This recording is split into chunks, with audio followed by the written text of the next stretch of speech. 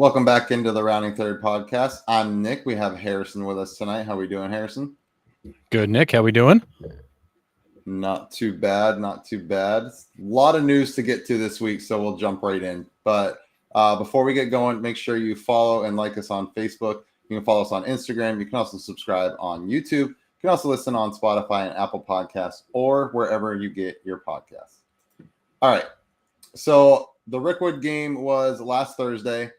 They were going to honor the Negro Leagues, and they did honor the Negro Leagues. They did. But 2 days before that, we get the news of Willie Mays passing away. So that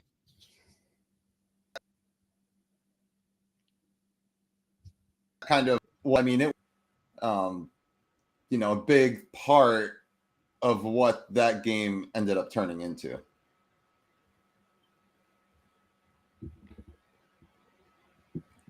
So, yeah. It was a great game. It was a good competitive game. 6-5. I think the Cardinals ended up pulling it out. Yeah. Cardinals ended up winning that game 6-5. But go ahead. It was a good game, and it was good to see them honor the Negro League players. It was great to see all the players that were there. It was really cool.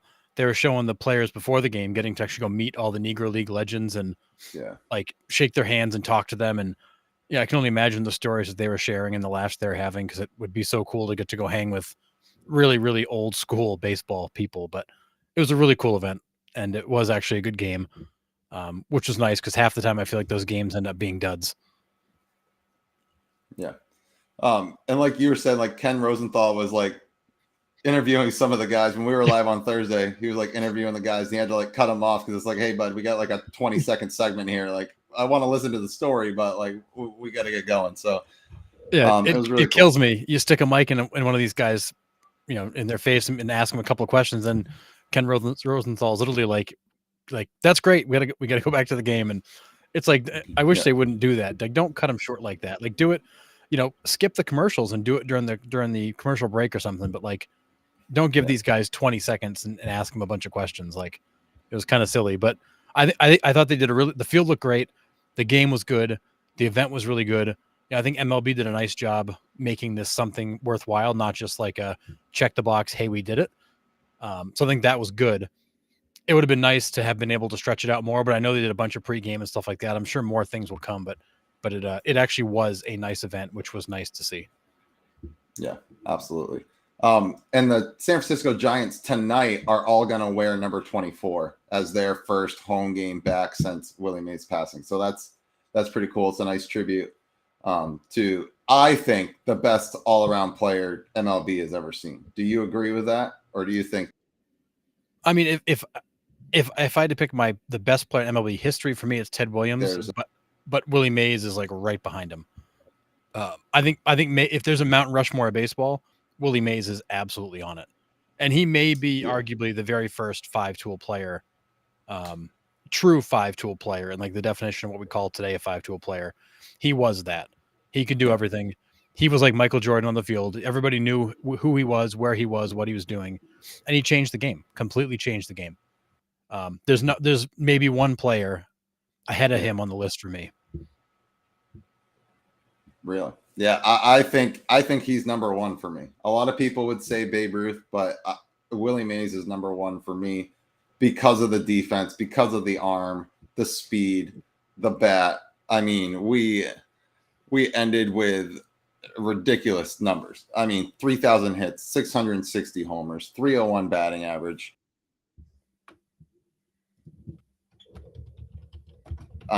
You just keep going down the list, and it's unreal what this guy compiled. Yeah, and he did it all. Absolutely did it all. Yeah, so he's number one for me for sure. But I mean, he almost had as many walks as strikeouts. Like, it's kind of nuts what he was able to accomplish. Yep, absolutely. So, all right, we're going to move on to Relvis Martinez suspended. So for 80 games for performance enhancing drug. So Friday night, he actually gets called up to the Blue Jays, and then on Sunday received the 80-game suspension for clomiphene, which he said in a statement, he came out and said that is for a fertility drug. Because him and his girlfriend, like, cool, right? And I respect that because, you know, some couples really do have a hard time conceiving, and, you know, they have to get help to do that. Now, his mistake is not reporting it to the league, because chances are the league is going to be like, yeah, dude, that's fine. Like, we know you're trying to start a family. Like,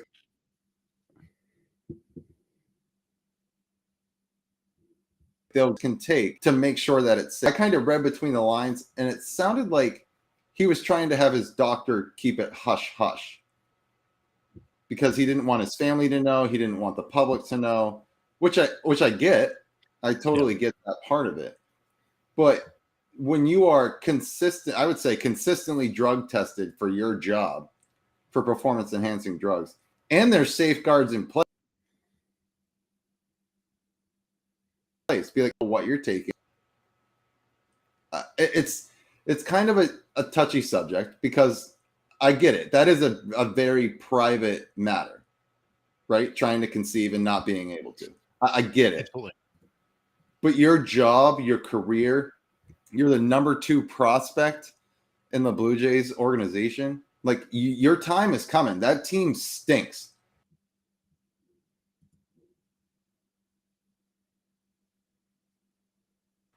Back down for 80 games. This information. Yeah, I mean, I can appreciate wanting privacy with that situation. I mean, as a normal human being, you'd want privacy. You wouldn't want to go tell the world what you're doing. But at the same time, when your job has rules and you can't break them in order to keep that job, and all you've got to simply do is just tell the league, hey, by the way, I'm taking this. Here's my doctor's prescription. Like, it's all good. Like, I'm not doing it to cheat. Then I think you have to. I will say fertility drugs were one of the things guys were using to either gain an advantage or mask the steroids, which is why those fertility drugs are such a problem for the league. But it's definitely it's a tough balancing act for a player because you do want privacy, understood, but you can't run the risk of having what just happened where you get called up, dream achieved, and then boom, 80-game suspension, and the organization's looking at you like, dude, what were you doing? Yeah. Like I said, there is safeguards in place. Like, it needs to be taken care of the correct way. So. Yeah. And honestly, like, if there is a medical need for it or a reason for it, like MLB does grant waivers and exemptions. And that's all he needed. He didn't have to pretend or hide or try to sneak it by. Like, he just had to say that he was doing this, and there would have been a way around it. Yeah. So, I mean, I don't know. It's tough. I get it. You have to be suspended. He's taken ownership for it. But it's still, you know, they put the safeguards in place for that reason, and he didn't take those proper steps. So that's, which is a shame to have that black mark on you now for something that was so simple. Right. And like I said, it's a silly mistake. Yeah, it is. And like I said, it's hard. It's hard. There is a line there because you want to keep that stuff private. I totally get that. But you can't in this situation. You just can't. You can't. And it stinks. A normal person can, but unfortunately, when you're in Major League Baseball and you're paid that kind of money and you play that kind of game and you entertain that number of people, you don't get to play by everybody else's rules. Yeah. So we'll move on to last night's game, and the Mets are coming in to close the game. Or actually, I should say Edwin Diaz is coming in to close the game. And he gets caught with sticky stuff on his glove, suspended 10 games officially today. He says it's the same stuff he puts on his hands every single day. He said it's just rosin. But these guys know at this point, you can't have a buildup of it anywhere. They check you thoroughly before you come in, after the inning. Like, you have to know at this point. Yeah, and closers especially. Closers, before the closer steps on that mound to throw his first warm-up pitch, the umpires check him. And they do that because they know how important that ninth inning is, the amount of leverage in that situation. So they check the closer before they even threw a pitch. I mean, Diaz didn't even get all the way to the mound before he got ejected. And ESPN zoomed in to show his hand. He had stuff all over his hands. Like his, and Eduardo Perez was saying, rosin creates there is a residual, dirt will stick to it. It will discolor your hands, but like that was a lot. Yeah. So like and that was really what it came down to. Like you can see the umpires like rubbing his hand. He looks at him and goes, "It's too much." Too much was what it looked like he said. And then he threw him out because like it was thick. Like you could see it all over his hands. And again, like these guys know better.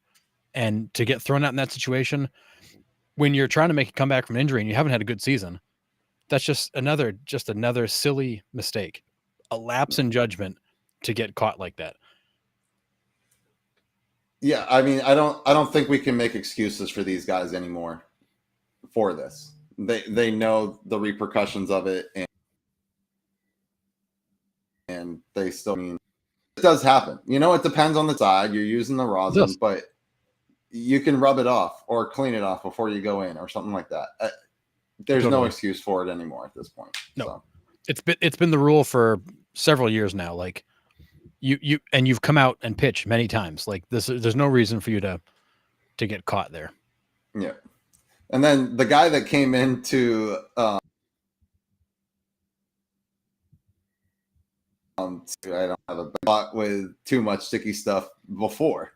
So it's just kind of funny that, the guy coming in, the reliever, had already been suspended for it before. But Diaz, I haven't heard if he's going to appeal it or not, or just ride the 10-game suspension. And like I said, the sentence was just handed down today. So officially today.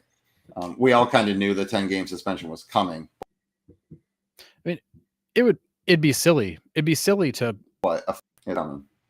it'd be silly of him to even attempt to get it overturned because there's video evidence of what happened and the rule's clear. Like it's an umpire judgment call and there's really he's got no grounds to even try to go and appeal it. But if I'm him, I just take your 2-week vacation and learn from it. Yep, absolutely. All right, let's dive into this Trevor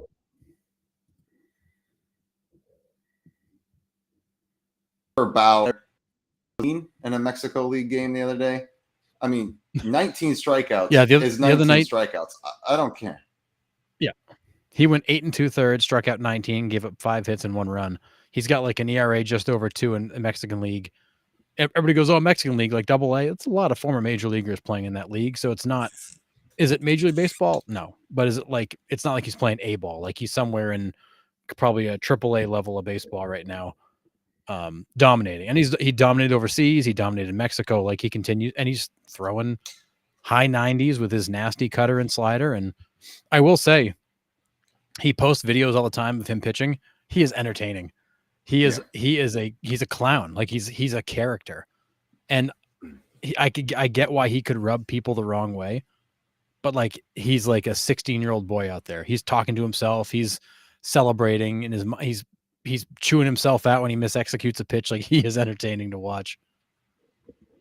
Yeah, I like when he like walks you through the at bats too. Sometimes, which he does. Yeah, like it's really cool to see that. But MLB is now kind of fearing that a lawsuit might be coming. I.e., Colin Kaepernick. Right. Some sort of situation like that. Obviously, 2 different scenarios here.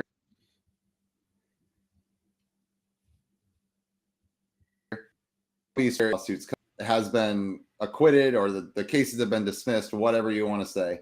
And his hands are scotch free. Like he's clean. He's got clean hands. Yep.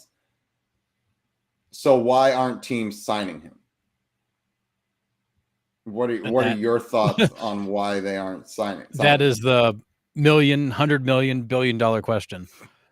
And it's funny. The whole thing started with, I want to say Bill James came out the other day and made a comment that if MLB is not careful, they're going to lose $1 billion lawsuit to this guy who's proving every day why he belongs. And then that prompted reporters to ask Bauer about it. And he was like, I don't really want to do that, but if I had to, I would, because there were claims that had been disproven and I was innocent. I didn't do what it said I was doing. All the evidence was fake. I'm not a monster. And I deserve another shot. My career got taken away from me on bogus charges. And he's right. In the end, this woman tried to blackmail him for money and he got absolutely hosed, and he's got every right to be mad. And MLB has kind of actively told teams, maybe not him. Let's try not to. And that's the understanding, is that MLB is actively telling teams not to sign him. And because of that, Bauer's got grounds to come at them.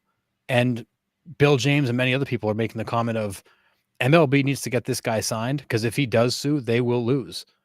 And there are legal experts weighing in saying, yeah, I would take that case. That'd be a slam dunk win. And it'd be hundreds of millions of dollars, because this guy's career at his prime, at the age of 31 or 32, he got railroaded, and he's lost the opportunity to earn 30-40 million bucks a season for however many years. And we're going to get paid for that. So this is twisting into a very interesting story where MLB may have to tell somebody, you need to sign him. We got to get this monkey off our back and let him come in and fail if that's what it comes down to. But like somebody's got to bite the bullet. Yeah. My argument is this. Before all of those allegations started, Trevor Bauer was already starting to talk his way out of the league. Like, his mouth was already starting to get him in trouble a little bit. He was always against the league and what they were doing, and he was very vocal about it.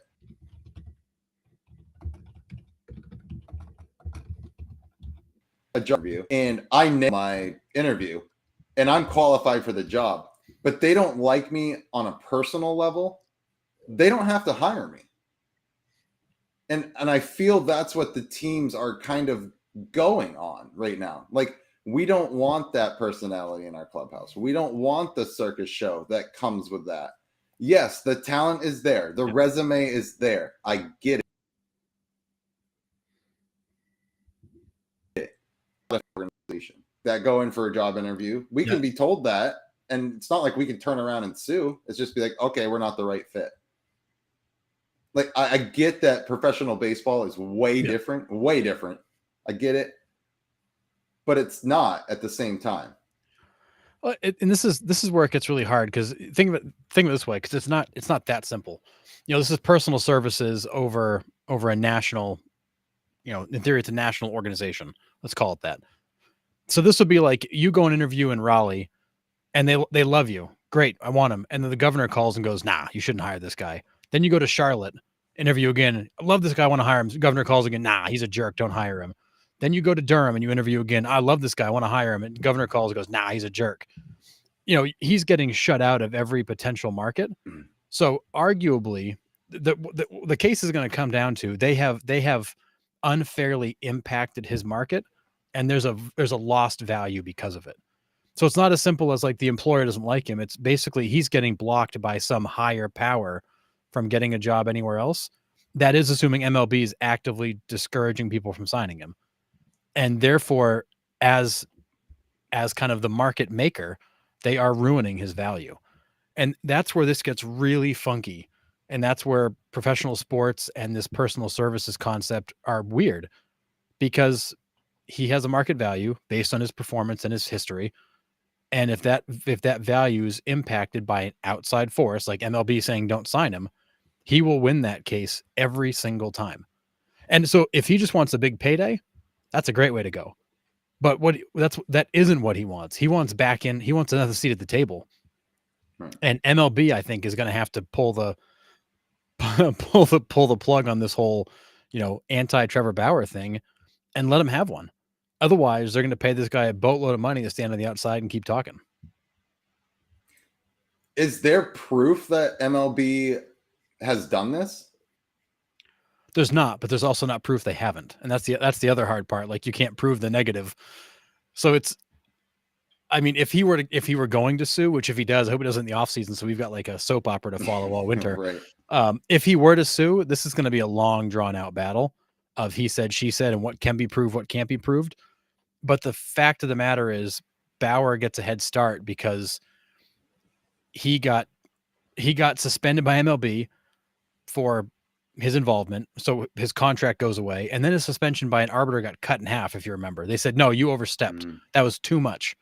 So like right out of the gate, MLB got punched in the face by overreaching on it, and then this whole thing devolved into a bunch of bad accusations. So in theory, they suspended them too early, they suspended them too harshly, they didn't have all the facts. It doesn't look good for MLB at any step in the process.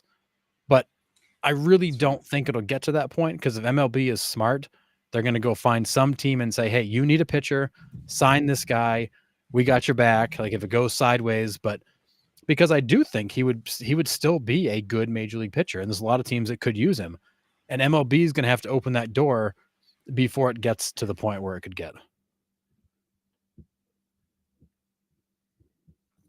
I mean, we'll get to have Tommy John issues, so we'll get to everywhere. those. Like I said, there's later. So many pitchers hurt. It's crazy. That's the other thing too. The other thing working for Bauer is look across MLB. There's 30 top tier starting pitchers that are hurt. Like he's looking around going, "Where's my call? How did I not get a call? You're telling me I'm not better than the junk that you've rolled out on some of these teams?" Yeah, but it's crazy. Yeah.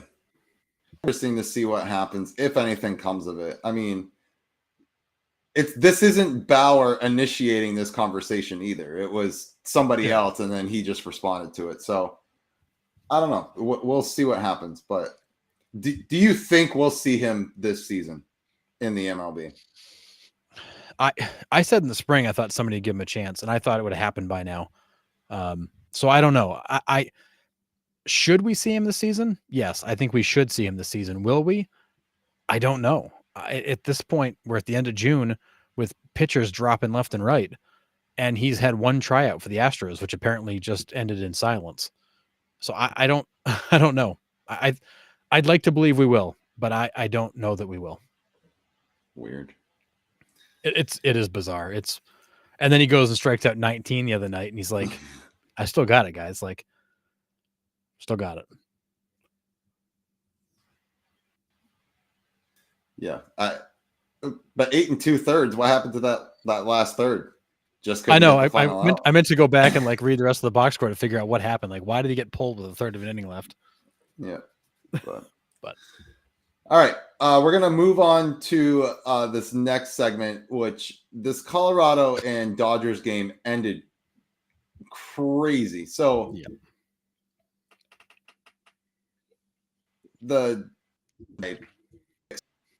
they give up a grand slam in the top of the ninth, so it's a 2-run game. We get 2 outs, top of the ninth. Teoscar Hernandez is up. 2-strike pitch is like up around the chest. Teoscar Hernandez check swing clearly goes. Clearly, like no doubt about it. They appeal down to first. First base says safe. He doesn't. The next pitch for a 3-run shot. Dodgers take the lead, and the game is over. Well, not the game is over, but they take the lead, and then the Rockies end up losing that game. It's just absolutely insane. Do you think check swings should be reviewable? I honestly thought they were until we had the situation. We had a situation the same way a couple weeks ago too. Another check swing that changed the outcome of a game. I remember like Bryce Harper getting thrown out with Angel Hernandez on a ball on a swing that clearly wasn't a check swing, and I always thought it was reviewable. And then recently, as we've seen, it's not. I don't know how that's not reviewable. That is a very hard call to make. That those bats it's an instant to see where that bat ends up. You're not at a great angle down the first and third baseline to see it anyways. It's not like you're straight on. You're at a weird angle. It's not an easy call to make. And I don't know why you wouldn't make that reviewable, because that's a hard call, and not getting it right has a major impact. It cost the Rockies the game. The reaction from the right fielder after that ball went over the wall, man. He instantly turns around and just starts barking at the first base umpire. But it was just I think they need to be reviewable at this point because you can see. And if there's not conclusive evidence, then the call stands. But this was clearly a swing. Clearly. So Oh yeah, it was not like borderline. Like he was clearly through the zone. yeah. But again, like we saw it on replay. That's a hard call to make live. And it's the other part of it too is sometimes these guys have black bats or tan bats or a reddish bat, and who knows what the backdrop is, and if the catcher's got red gear on with a red bat. Like, I mean, there's so many factors to being able to see that bat in the zone. But it's a hard call to make. It's always been a hard call to make. And why you wouldn't want replay there, I don't understand. Unless they're considering that just an extension of balls and strikes, and therefore that's why you can't review it. I don't know, but I think it's dumb. You have to be able to review that. That's a hard call to get right. Always has been. And I just hit the nail on the head. I think it's a balls and strikes issue. I think you just hit the nail on the head. I think that's what it comes down to. That's why they exclude it. Yeah. Because it is absolutely one of the harder calls to make. And I think any umpire will tell you too, it's just not that simple to make that call at a bad angle. Right. All right. We're going to move on to a new segment. We're going to throw on bands, and we're going to throw them into this segment. We got a trivia question from John Bergman. And it's not a trivia question, but it's just a question for me and you, Harrison. If you could choose one pitcher to get 3 outs at any point in the game, you just need 3 outs at one point in the game, who are you putting on the mound? And you can choose anyone from history. Yeah, this one was really hard. We had you and I went back and forth the other night. There's so many pitchers, but I talked myself out of my original choices, and I talked myself into Eric Gagne. So when Eric Gagne had that 84 consecutive save streak, and literally nobody could hit him, nobody could hit him. I would, for only 3 outs, I would take 2003 Eric Gagne. Because there's no pitcher, I think, that's ever been less hittable than he was for that 2-year span. I mean, that's a hard one to argue. I mean, 84 consecutive saves. I would be interested to see how many hits he gave up during that. It couldn't have been many. I mean, he was just utterly dominant. So, I mean, that's a great choice. I'm going to take...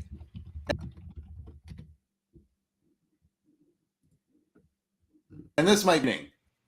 I'm going to name the specific inning that I'm taking out. And it's 99 Pedro, first inning of the All-Star game, when he struck out the side to start the All-Star game. I'm taking that inning and putting it into any game that I want to. Yep. Pedro is such a bulldog with nasty stuff. Like, I love the tenacity. He is for me. I know that's a little bit of a home, but watching him mow down 5 of the top 6 of the NL during that All-Star game, when it was like the peak of steroids, and the guys that he struck out and made look foolish was unreal. So I'm taking 99 Pedro in the All-Star game, for sure. Yeah.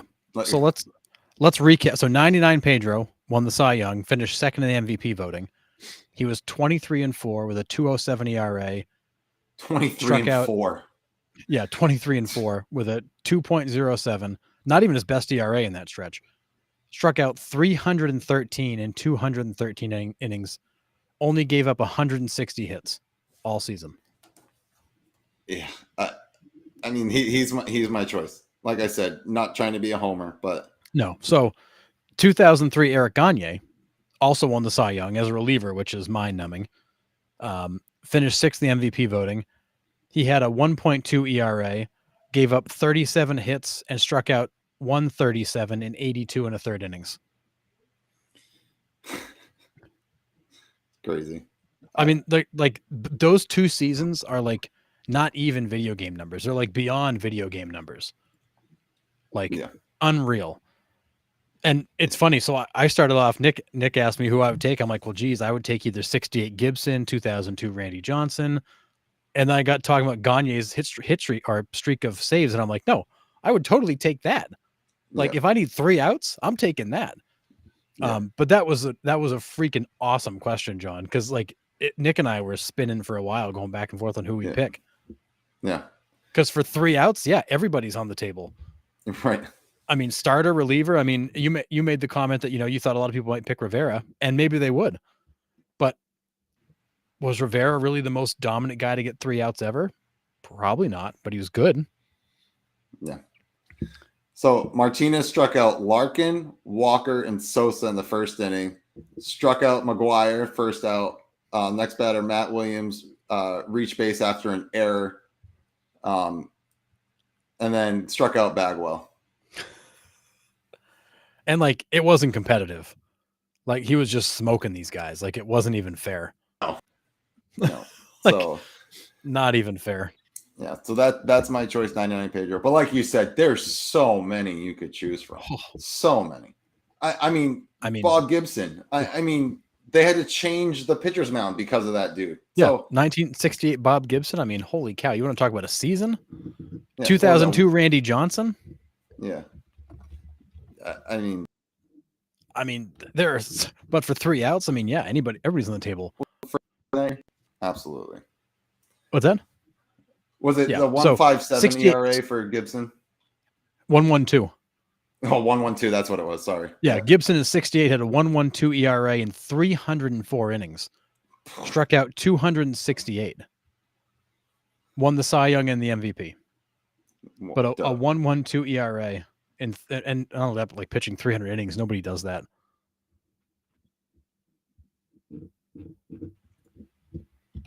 All right. But yeah, that was a fun question because we got talking about everybody. Yeah. Yeah. So thanks for that. So if you guys that are listening or see us live later, you're more than welcome to shoot us a message and have a question that you want us to talk about, trivia questions, anything like that's on the table. So thanks for that suggestion. That was awesome. That was awesome. All right, we're gonna move on to some MLB trivia. The first couple, I have some matching for you, Harrison. So you'll see what will happen here. And then we just got regular old trivia also in the slideshow here. So this first one, we have the teams that these players debuted for. Boy, oh boy. So here we go. Wherever you're watching and you got it in the chat, go ahead and put it in there. All right. So we got Jay Buhner, Coco Crisp, Todd Zeal, Tim Wakefield, Omar Vizquel, Paul O'Neill, John Olerud, and Pedro Martinez. Yes. A few of these I think I know right off the top. So let's go. Jay Buhner, I'm pretty sure he started with the Yankees. Yes, sir. Tim Wakefield was a Pirate.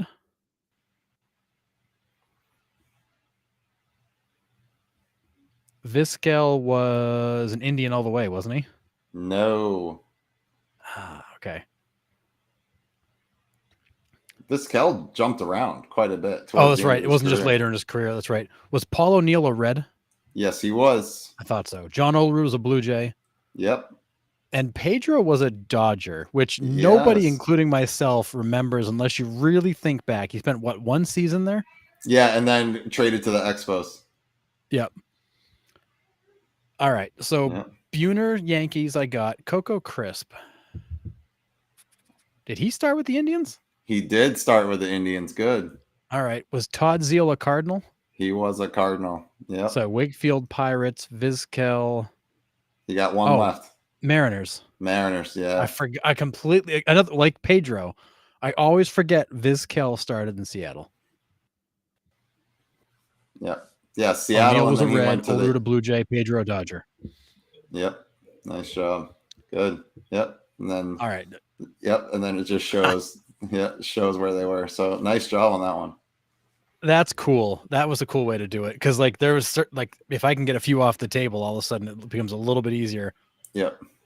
So The this biggest- next one, go ahead. the biggest shocker in that though is Pedro, and immediately I think Expos, and I'm like, well, no, he didn't start there. Where did he start? And I always forget it was the Dodgers.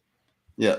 And I know some people think Jay Buhner was a lifelong Mariner too, and Yeah. I forget he had that little stint with the Yankees as He well. did. But Some of these guys, they spend a year or two somewhere and get shipped off when they're Yeah. still young, but like, I mean, yeah, Vizquel with the Mariners. I always think of him as an Indian, but all right, that was cool. tougher. So the year MVPs of the 2000s. So what makes this a little tricky is Alex Rodriguez is on this list 3 times. I know, that stinks. So that makes it a little tricky. So this one's a little bit tougher. So let's dial back and see if you know any of these. A-Rod's on here 3 times? Yes. Oh, man. I saw the 2 at the end, and now I'm seeing him at D, too. All right, this will be fun. All right. Pedroia, was he 07? Quite.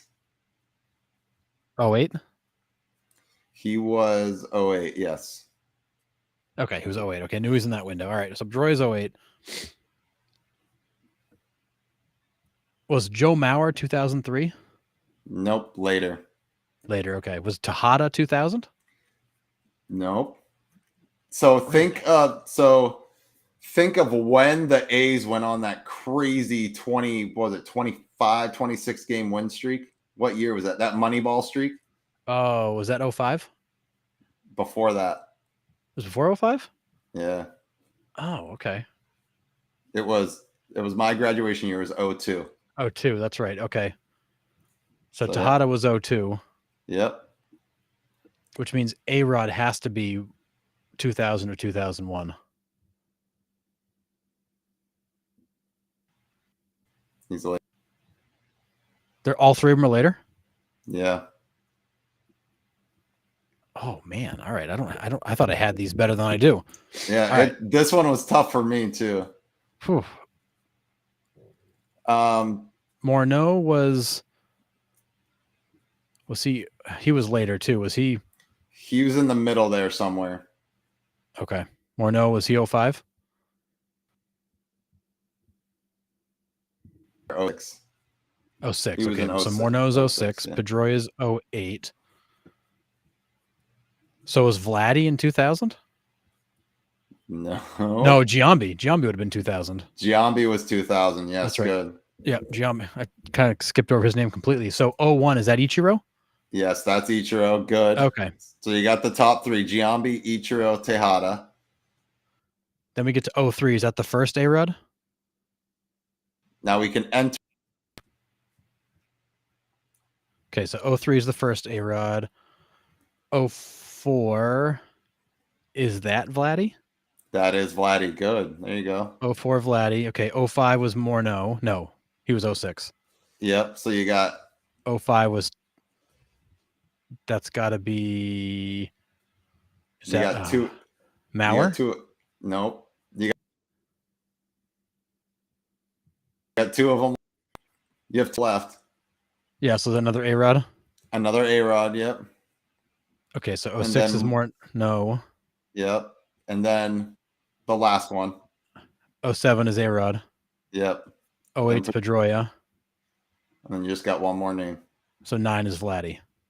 Nope, not Vladdy. You already used him. Oh, sorry, Vladdy. That would be the, Mauer. Mauer, yeah. Yeah, that one was a lot harder with the years. Well, it is because like I remember them. I remember kind of like the teams and the teams they were on, but like the years, sometimes it's hard to tell which one's which. Yeah, for sure. But A-Rod with 3 in that window like that stinks. Yeah, it's crazy. So all right, 2000. There were your results. Ichiro, Tejada, A-Rod. Okay, that's right. That was Vladdy. A-Rod. That was cool. Sometimes the years are just really hard to separate. Right, because there's years that flow together for me, and the 2000s is definitely that. Like, oh yeah, and probably picking a decade where a guy didn't win it 3 times would have been easier. But you know, I mean, A-Rod was the player of the 2000s. I mean, let's call it what it was. Yeah, So he didn't win anything. Actually, no, he won. Was it the Yankees won one, but otherwise unremarkable.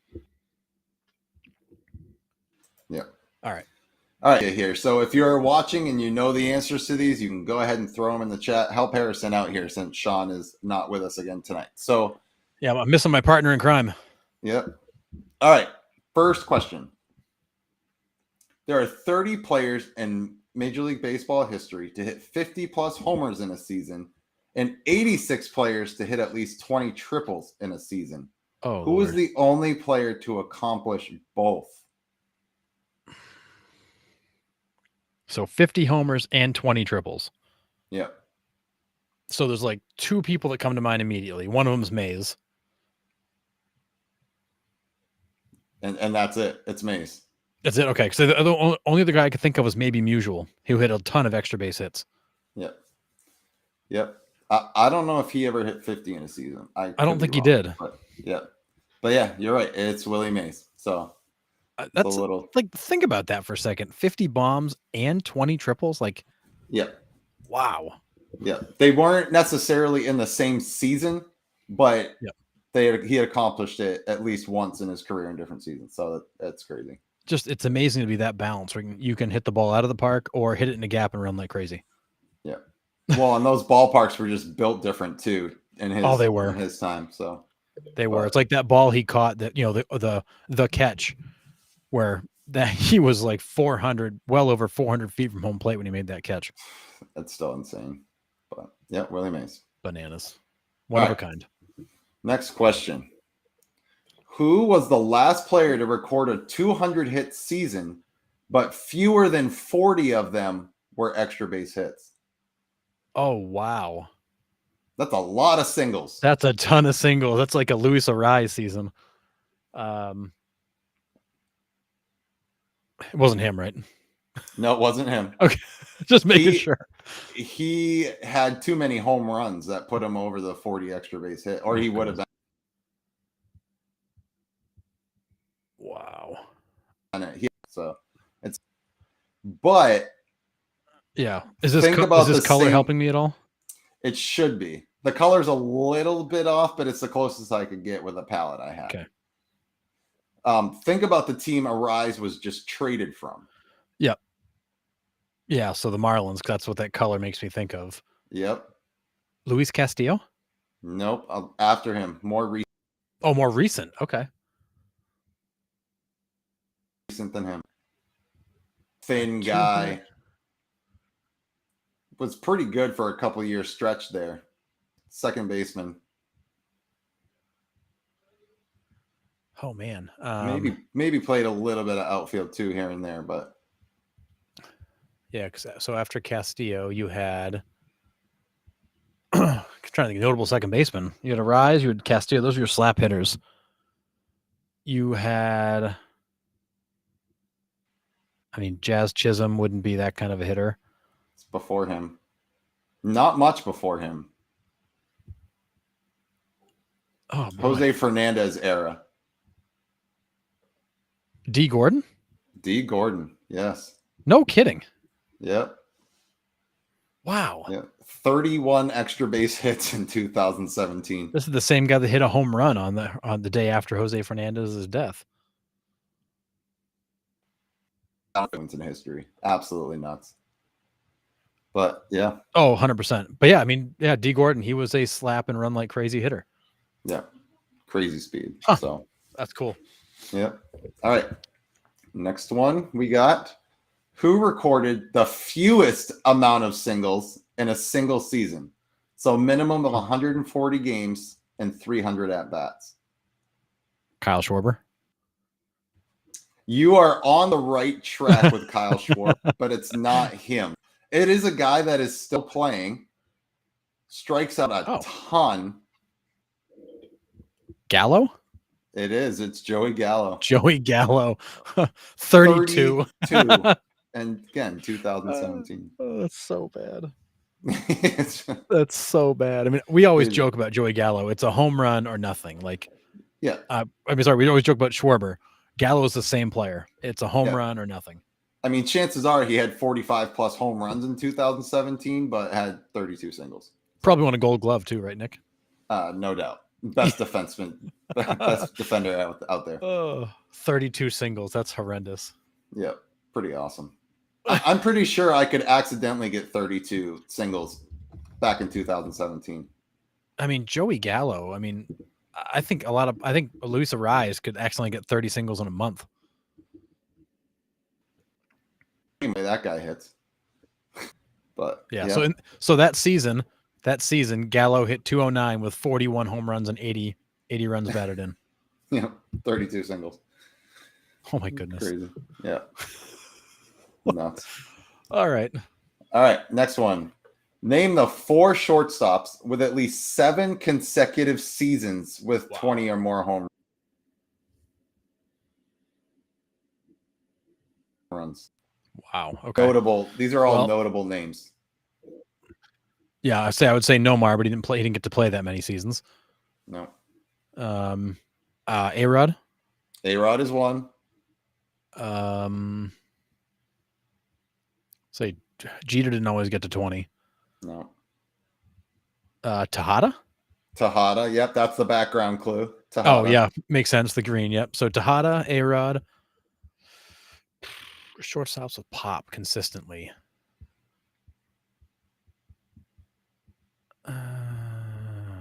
JJ Hardy? Nope, right team, not the right guy. Oh. Mora? No, before that. Oh, before that, okay. Ripken. Ripken, yeah. Duh. Way before that. This is an old-time shortstop, NL Central. Old-time shortstop in the NL Central. More runs for a shortstop before A-Rod. Oh, why is that not jumping out at me? It should. Yes, it should. EB. Oh, Ernie Banks. Yes, duh. Ernie Banks. Like, why is that not jumping right out at me? Yep, Ernie Banks. So those are your 4.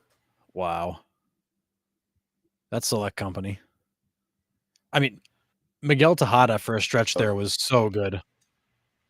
He was. Ton of pop, too. Yeah, he was so good for a while. Yep. All right. Next one we got. Oh, hang on. There you go.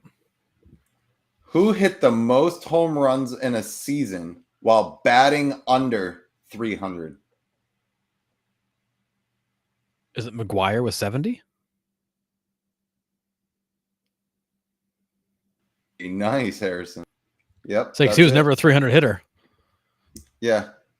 I think I have the average on the next. Oh, no, just the year he did it, 98. So, yeah, the 70 home run season was when he did it. I think it was like, I can't remember what the average was, but it was not good. 1980, he hit 299. 299. He just it was actually one of his better average seasons, which makes sense when you hit that many home runs. missed it. 99. Oh man, yeah, because he was never really a 300 guy. Yeah, man, that was a cool season though.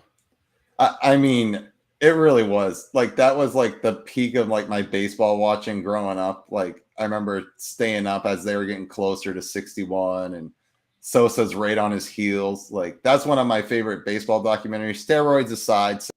Yeah. Say what you want to just so. Yeah. All right. Yeah. The summer of 98 was different. It was just different. Yeah. Way different. So. All right. Next one. Oh. 2 players are tied with 114 home runs through their first 3 seasons in the major leagues. Who are they? Oh, okay. 114. Alonso? Nope. It's like, see it about 50 as a rookie. For the first 3 seasons. I need to check that now that you say that. So I think of Alonso because he had 50 as a rookie. Like he's got to be close. Is this color telling me anything?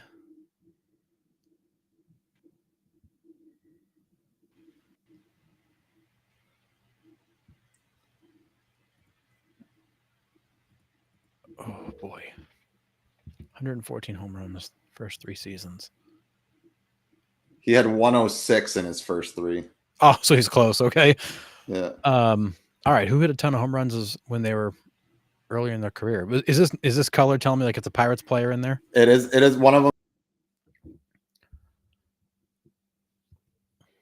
The Pirates outfielder you think about was, but another Pirate that was pretty well known and a Hall of Famer. Stargell? Not Stargell. Another one. Bonds? Nope. RK. Oh, you said in the Hall of Fame, didn't you? Yeah. Yeah. Missed that part. Yeah. RK. Oh, Kiner? Yeah. Ralph Kiner's one. Huh. I never would have thought of Kiner. Then I got this retired 700 home run club. Oh, wait, 700 home run club? Yes, sir. Just retired. Because I was thinking you were going with Pujols. Yes, it is Pujols. Okay, not 700 home runs, 600 home runs. He didn't hit 700? Pujols? Wasn't he? Yeah. Wasn't he like 6? Didn't he?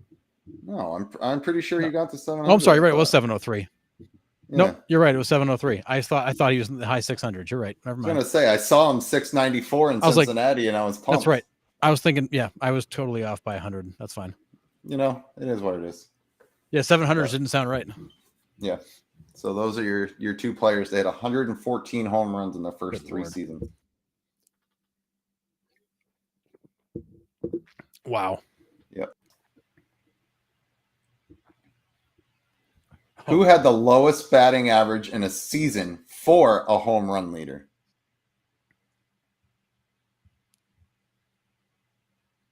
I want to go to my typical answer of Schwarber, but Nope. So the he was never colors the home run are leader. colors are a hint here. Orange Is that and blue. an Astros color? Nope. The other orange and blue team. Probably more blue. NL East. Okay, so it's not Baltimore. So it's not the Orioles. No. NL. Let's see. Lowest batting average for a home run leader. I'm sorry. So this is San Fran then. No. NL East. Oh, NL East. Yeah.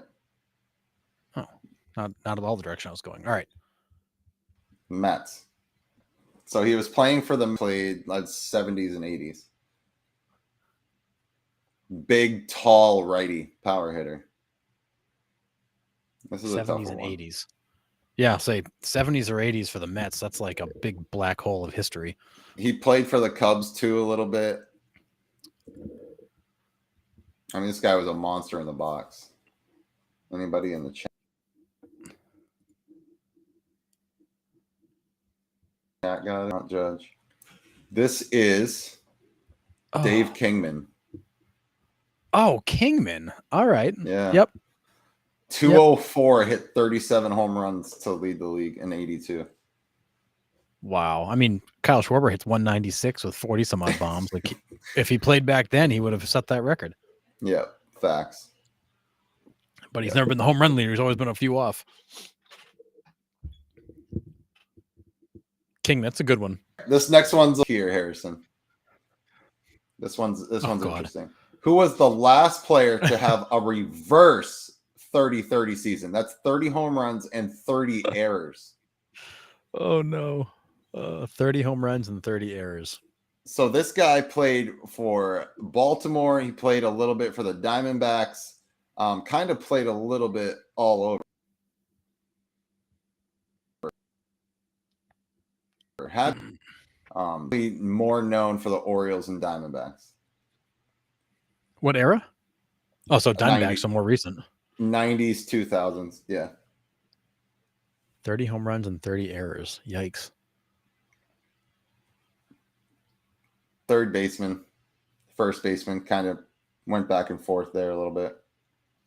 Yeah, my mind goes to guys like Trumbo and all that, but like that was way too soon. It's around that Trumbo era. Oh, okay. So I'm not too far off time wise. No.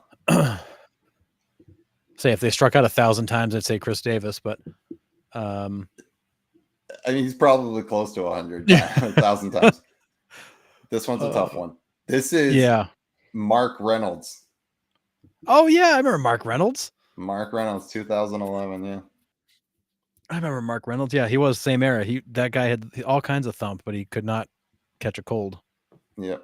So Mark Reynolds. They just made him around the field to hide him. Yep. All right. This next one should be a layup for you, I believe. Who has the single season home run record for a catcher? You say that, but it's like now you jinxed me. Probably. What it just happened. It just happened not that long ago. And it's the AL team that you're following. Yeah, so this is the Royals color, right? Pretty close. So it's Sal Perez, right? It is Sal Perez, yeah. Yep. Yeah, 48. 48. My goodness. Yeah. So. Yeah, he's the first thing that popped in my head, and I'm looking at the color going, that's got to be the Royals color, right? Yeah, for sure. So yeah, 48. Yeah. Okay. I got 4 more questions, so hang on here. Oh boy. Who had the most consecutive seasons hitting at least 1 home run in each season? Wow. Okay. So who played the longest with at least a home run? This guy is a Hall of Famer. Color should help here. Say Ricky? It is Ricky. Ricky. Yes. Yeah. He's the only guy I can think of that played that long that would have hit at least one each year. Yep. 25 seasons with at least 1 home run. The scary thing is he could still go out there and probably hit 220 and steal 60 bags. It's crazy. He's a freak. With the pitch clock, he would have stolen 100 by the All-Star break. I wouldn't even want to know what his season total would look like with the pitch clock. Honestly, it would be so bad. It would be nauseating to see how many bags he stole. If he got on base, he was stealing at least 1 every time. They would have to start putting the field into like a hexagon so he had more bases to get free. All right. There's no way. Yep. All right. Next one. Who are the 2 players with more than 400 career home runs and at least 10 career steals of home? What an odd combination. That's why I put this in here, because wow, these 2 players you probably wouldn't think about, but they're both on the same team. And clearly not modern era with that many steals of home. And they same time. They were on the same team at the same time. How far back we going? 30s, 40s. Okay, way back. All right. Yeah. 400 home runs and 10 career steals of home. Probably 2 guys you wouldn't think about, but they were teammates. Which is even weirder. Yankees? So who are the They're 2 Yankees, yeah? Yes, Yankees. Who are the 2 big names on the Yankees? Well, if you're behind the Babe Ruth era, then you're getting into like... It is Babe Ruth. Babe Ruth is one. Oh, Babe Ruth is one of them? Oh, my goodness. Yeah. And then who was his teammate? Well, so you got to go back to... Who would have stolen home? Don't think about that. All those guys. Think about the career home runs. Who else was a thumper with Babe Ruth in that lineup? Number 4. Oh, in like the Murderers Row lineup. Yeah. Babe Ruth was number 3. This player was number 4. ALS. I know. Lou Gehrig. Thank you. I can picture him and I can't spit his name out.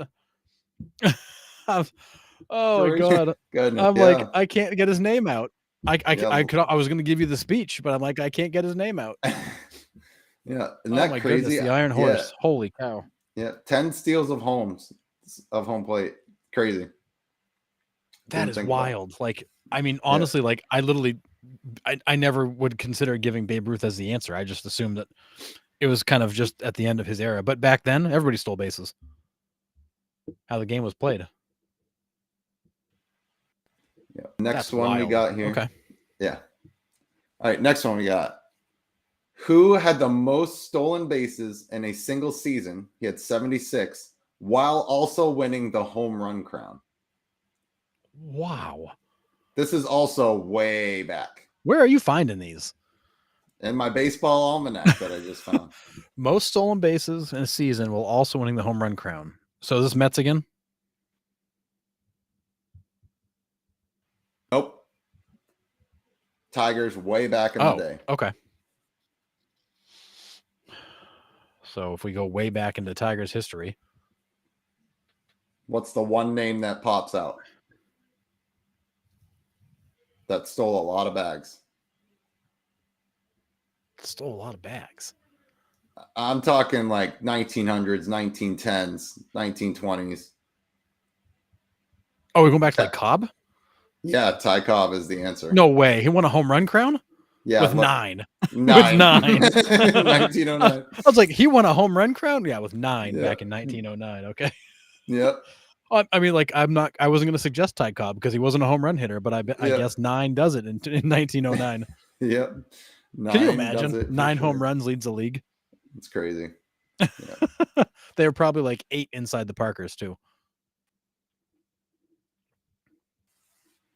That is cool. Cool stat, but it's going to be really all right. This next one's a cool one, but who has been awarded first base the most in their career on catcher's interference calls? And this guy is recent. He was a Red Sox, sorry. And we ended up trading him away, or he ended up going to the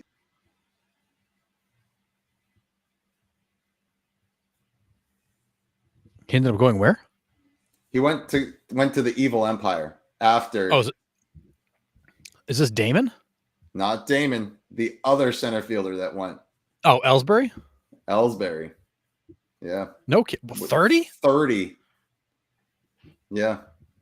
I mean, he always had that kind of long, like lashing swing, but wow, it's a lot.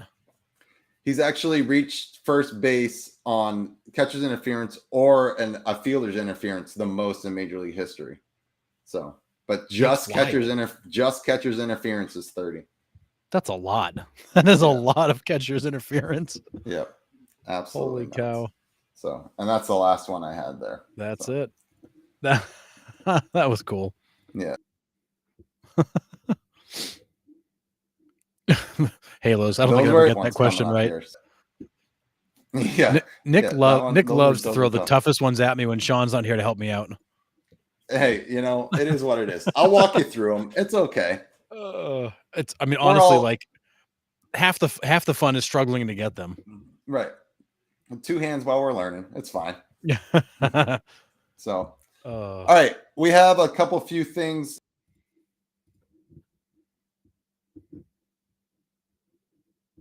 Talk with Tommy John. We got Kyle Bradish, Tommy John. Kind of knew that was coming. We had elbow trouble at the beginning of the year. They rested him for a little bit. He came back, and it's definitely Tommy John. So I'm looking for the Orioles to make a push here. So I'm wondering if they really do push for Garrett Crochet there. I mean, apparently the White Sox are saying he could be available, and a lot of teams I think are going, wow, that'd be a nice arm to have. I would not be shocked if there's a ton of people calling on him. I need to. And the Orioles have the prospects to ship there to get him. So, right. I mean, we'll see what happens there. But, and then the other one just announced kind of before we came on, doesn't really move the needle because it's the Angels. Sorry, Halos. I know you're in the comments here, but Patrick Sandoval, a pretty good left-handed pitcher for the Angels, is out with Tommy John, and so he'll miss the rest of this year, most likely all of 25, and then hopefully be ready for 26. So, and then the Orioles lost. So the Orioles have lost Bradish and Means again, right? Means is gone again. Yeah, Means is gone again. Man, that's like what a blow to that rotation. Good thing they went and got Corbin Burns in the offseason. Otherwise, they'd be in trouble. Yeah, and you lost Bautista in the back end to Tommy John too. Like that's a huge Luckily, we got to see him. Dude just has an electric arm. It's crazy. When he came in the game and we saw that, it was filthy. It was the whole entrance is bananas. Like it's bananas, and the dude is huge. He's massive. He's a massive boy. So yeah, they're gonna need some pitching at the deadline here. So Trevor Bauer, maybe we'll see. But everybody needs pitching, and Trevor Bauer's still out there, and he'll take the league minimum. He just wants a shot. Yeah, I mean, at this point, just give it to him. I don't care. Whatever. Be more for us to talk about. Got nothing to lose. Yeah, you got nothing to lose at this point. Yeah. All right, and then the last thing I got this week is Sean Newcomb for the A's had something kind of funky happen. He recorded a win without officially facing a batter. So he threw 2 pitches and then picks off the runner at first base. They record the out, inning over. Shea Langoliers gets up, hits a go-ahead home run in the bottom of the 8th. Mason Miller comes in, shuts the door. So Newcomb gets the win and didn't complete a batter. Which is wild. But starters have to go 5 in order to qualify for a win. We'll just throw that out there. Right. But late in the game, you can literally just walk out there for a minute and get the win. I didn't even off, and you got the win. I don't get it.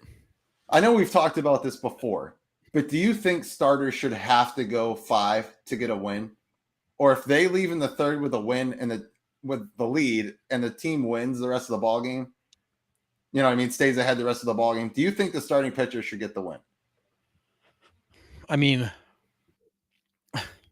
it's such a hard one. Like, should they get the win? Yeah. When they left the game, the team was winning. The problem was they left the game so early that so many things could happen in the meantime. But at the same time, if at any point the team loses the lead, they no longer qualify for the win. So that kind of takes care of itself. So I don't have an issue with the starter getting the win if they're in there for less than 5 innings. I know why they do it that way, because the first 5 innings in theory are not necessarily deciding the outcome of the game. The last 4 are.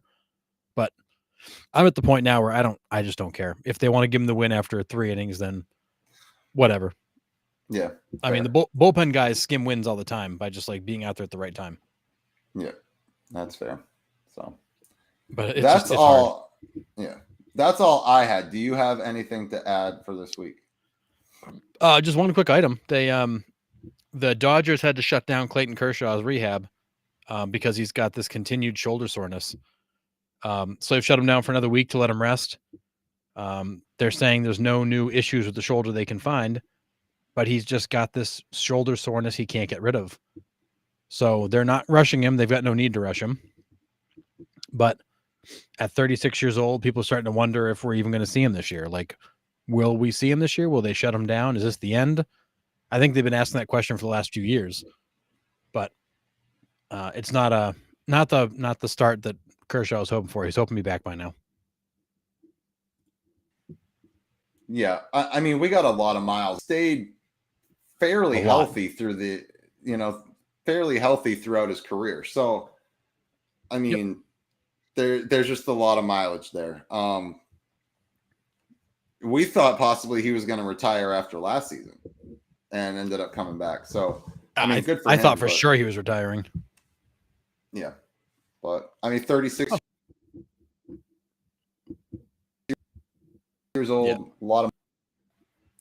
Yeah, 36 years old, a lot of pitches thrown, a lot of years played. I think everybody's been kind of questioning the last few years. Every time he has any sort of lingering injury, like, is this the end? Who knows? But and literally about, what was this? 30 minutes ago, the Phillies turned a 1-3-5 triple play. Matt Vierling hit a broken bat liner back to Aaron Nola. Nola caught it, tossed to Harper, to then double Kelly off first. McKinstry was on base, never stopped running from third. So Harper flipped it over to Alex Bowman, finished triple play. So they went 1-3-5 for a triple play. Line drive, force out at first, force out at third. Dang. That's a bizarre play.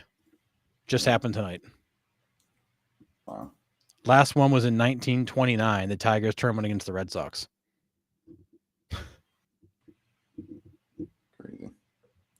Yeah. I Oh, just said the and I guess. Patrick Sandoval news there. So Oh yeah, go ahead. yeah. Sandoval leaving the game early, and then also for you Yankees fans out there, Giancarlo Stanton is taking one of his many annual trips to the IL.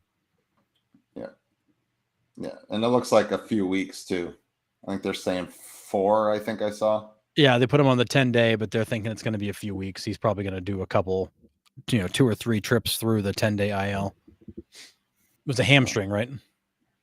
Yes, I believe so. But just always something with that guy, which is a shame because he actually looked good this year.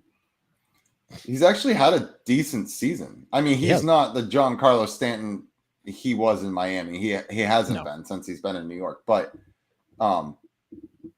with other bats in that lineup, Soto, Verdugo, Judge, he's getting a single time. Like saw him hit 2 singles the other night. Like his approach is a lot better. And he was staying on the field, but not anymore. So sorry about it. No, his game has changed. And the Yankees have had a really rough 10-game stretch here. They've lost 7 of 10. They've, the Orioles are right on their backs now. So it's been a rough stretch for the Yanks the last 2 weeks. But that's baseball, man. Baseball ebbs and flows like that all the time. Yeah. So the Yankees are fine. I mean, they're great and was ridiculous. He did. Came back. Yep. And then Scherzer very good. came back. Speaking of comebacks, Scherzer went 5 no-hit innings. Yeah. So, yeah. Crazy. And Scherzer's what, 39? All of that, yeah. Yeah, I think it's 39. So I'm pretty sure. It's crazy. So, I mean, I don't know. I still think the Rangers have a pretty big hole to climb out of, but getting him back will help. We'll see what DeGrom's timetable is if we even see him ever again. I don't know. But yeah, seeing those 2 big arms help for sure. So, and having Cole back's only going to help the Yankees. Yeah, and to the question in the chat about Patrick Sandoval, I guess I missed the part where he's actually he's getting Tommy John as well. It's UCL. He tore the UCL. I didn't realize that was that bad. Yeah, I said that. Did you not? Yeah, I missed the fact that both guys were getting Tommy John. Yeah, maybe I didn't say it because we got on the Kyle Bradish tangent there for the Orioles. Maybe I cut you short, but I guess I missed the fact that he was going under the knife too. I thought he was just being evaluated. So yeah, that was. Oh no, I said it because he's gonna miss all of 25 and possibly. Oh, that's right. Okay, so that was Sandoval, not Bradish. You were talking about. That was my bad. The same timetable for him too. Or see him towards the end of 25. True. So it's not great timing for either one of those guys. But man, just pitchers dropping like flies.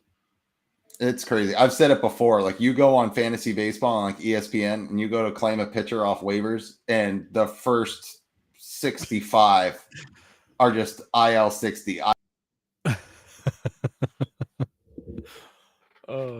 IL 60.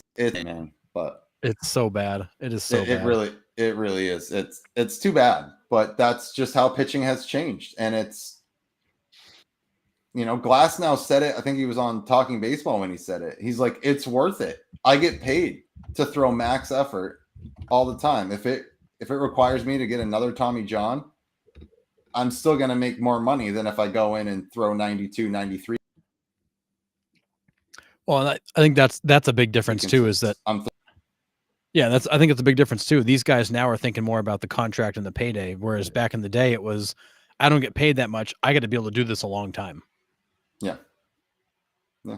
And Tommy Johns are just like oil changes now. Yes, it's a year out, but it's an oil change, really. I mean, it's not career ending. It's not that huge of a deal. So, yep. Very true. Tick in all of these Tommy Johns. And it's too bad because we're getting robbed from seeing some great pitching. There's so many. Yeah. All right. Anything else before we wrap up? That's it. All right. Thanks all for chiming in the chat. It was really fun. Thanks for the question from John. That was